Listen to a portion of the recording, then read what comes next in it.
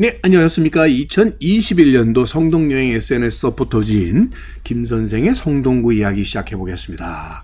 오늘은 보물 1738호로 지정이 된 살고지 다리에 대해서 이야기 나눠보도록 하지요.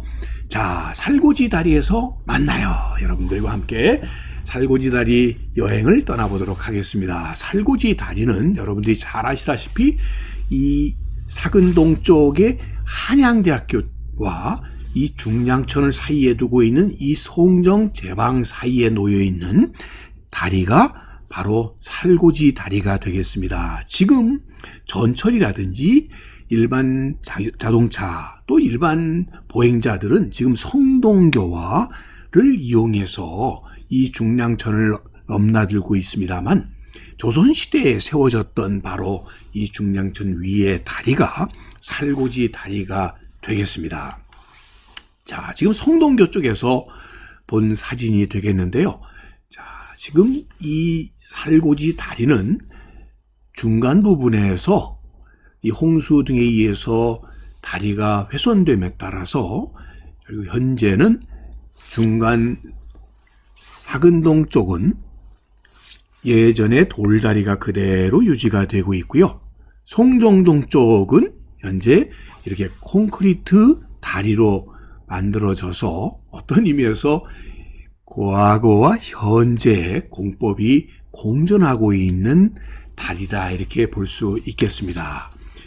자, 여기서 주목할 만한 지형이 하나 있는데요. 바로 이렇게 돌출된 지형이 되겠고요. 저 위쪽에서 청계천과 중량천이 만나가지고 한강 쪽으로 하류 방향으로 흐르고 있는 곳에 놓여져 있는 다리라고 보시면 되겠습니다.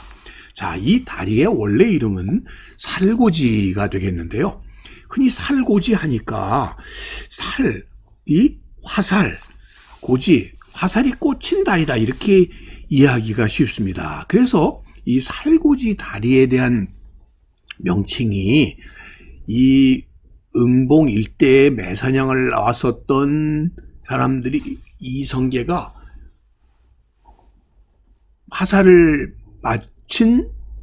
맞힌 새가 떨어진 곳이라고 해서 이 살고지 다리라고도 불렀다고도 하고, 또 함흥차사에서 돌아오면서 이 왕자의 날을 일으켰던 이방원이를 향해서 쏜 화살이 꽂힌 곳이라는 얘기에서 살고지 다리다 이렇게도 불리우고 있습니다. 그러나 실제 의미는 그런 의미가 아니고 이 화살처럼 돌출되어 있는 지형에 놓여 있는 다리다 이렇게 보시면 되겠습니다. 이 곳이라고 하는 것이 좀 전에 보셨던 것처럼 돌출된 곳을 의미하고, 그래서 배를 대기 좋은 곳이 바로 곳입니다. 그래서 화살처럼 불쑥 돌출되어 있는 곳에 놓인 다리다 이런 의미가 되겠습니다. 그래서 살고지 다리를 다른 말로는 곧 관자를 써서 전관교라고도 부르고, 혹은 이 판판한 다리라 그래서 제반교라고도 부르고 있습니다. 조선시대 가장 긴 돌다리로서 흔히 300보의 거리라고 해서 300보 다리라는 말을 붙이고 있다 이렇게 보시면 되겠습니다. 이 태종이 그의 아들 세종에게 왕위를 물려주고 상왕으로 있으면서 지금 자양동 낙천정에서 거하게 되니까 아버지가 이 중량천을 손쉽게 건너도록 하기 위해서 돌다리를 놓은 이래로 그 공사가 완성이 된 것은 성종 때에 가서 이루어진, 그래서 이 당시 조선 전기에 완성되었던 다리로서 이 다리가 갖는 중요한 의미는 중남부지방으로 가는 아주 중요한 길목이라는 것이죠. 그래서 경기도 광주 방향으로 혹은 광나루 방향으로 이렇게 갈 수 있는 중요한 루트상에 있는 다리라는 점이 특징이 되겠습니다. 그래서 여러분들 살고지 다리라는 게 무슨 화살이 꽂힌 곳이다 이런 의미보다는 지형적인 의미를 갖고 있다라고 하는 것으로 이해를 하시면 되겠습니다. 보시는 것처럼 이 바둑판 모양의 반듯하게 다듬은 돌로 도로를 상판으로 해서 만들어진 다리라고 하는 것을 보시면 되겠습니다. 좀 전에 말씀드렸던 것처럼 지금 이 제반교라고 하는 이 다리를 건너게 되면 경기도 광주 방향으로 가거나 광나루 방향으로 갈 수 있는 중요한 길목에 놓인 것이 바로 이 제반교 혹은 살고지 다리다 이렇게 보시면 되겠습니다. 자, 이 살고지 다리를 건너면서 나타났던 이 넓은 뜰이 흔히 지금도 뚝섬이라고 불리우는 지역이 되겠고요.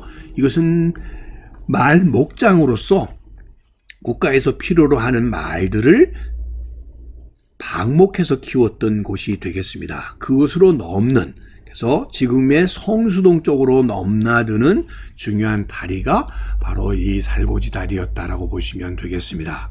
자, 그래서 이 지도를 통해서 계속 확인할 수 있는 것이 바로 이 제반교를 건너게 되면 지금의 뚝섬의 목장으로 가거나 화양정으로 갈 수 있는, 지금의 화양리죠. 지금 세종대학교와 건국대학교 사이에 있는 그쪽으로 갈 수 있는 루트라고 보시면 되겠습니다.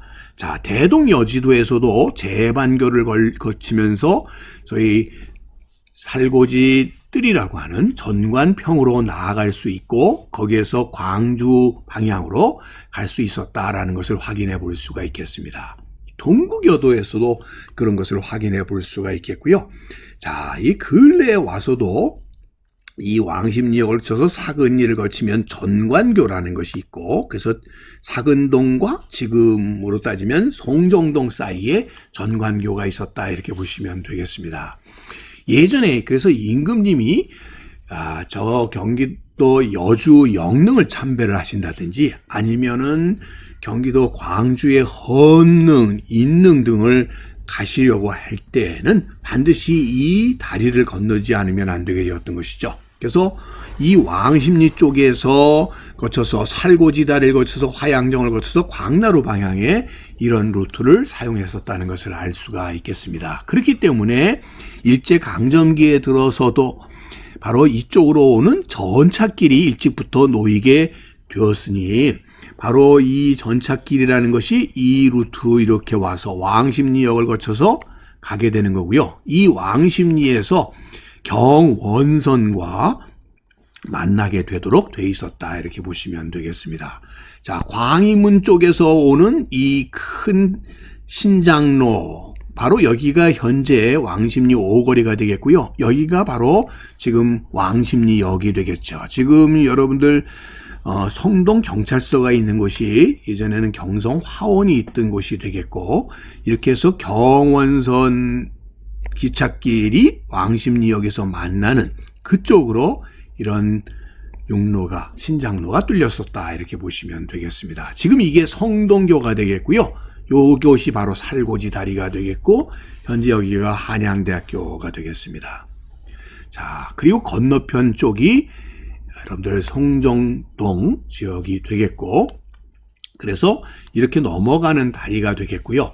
순종 황제가 1907년에 유릉, 지금의 어린이대공까지 행차해서 그의 첫 부인이었었던 순영 효왕후의 능이 유릉이었죠. 그곳에 행차를 하셨던 루트에도 바로 이 살고지 다리를 건너셨다는 기록이 있고요. 그래서 여기 보시면 살고지 다리를 건너서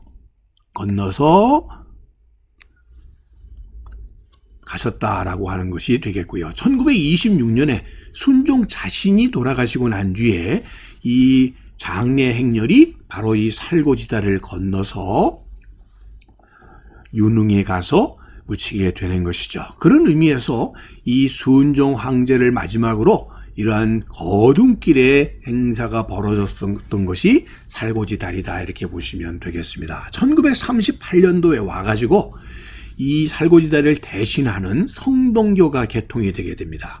그래서 2차선 도로에 성동교가 개통이 됐고, 이 위로 당시에 뚝섬을 왕래하던 동대문에서 하던 기동차가 이 다리로 통행을 했었고요. 바로 이게 기동차의 모습이 되겠습니다.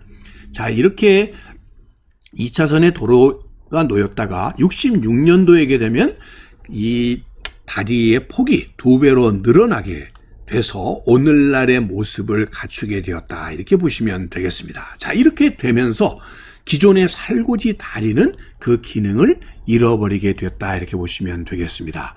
자, 살고지 다리 옆으로 넓게 이 중량천 변으로 여러 체육시설들이 자리 잡고 있는데요. 바로 이 축구장과 야구장 사이에 바로 살고지 체육공원이 자리 잡고 있는 요 화살표 자리에 자리 잡고 있는 것이 바로 현재 성동구에서 운영하고 있는 살고지 자동차 극장이 되겠습니다.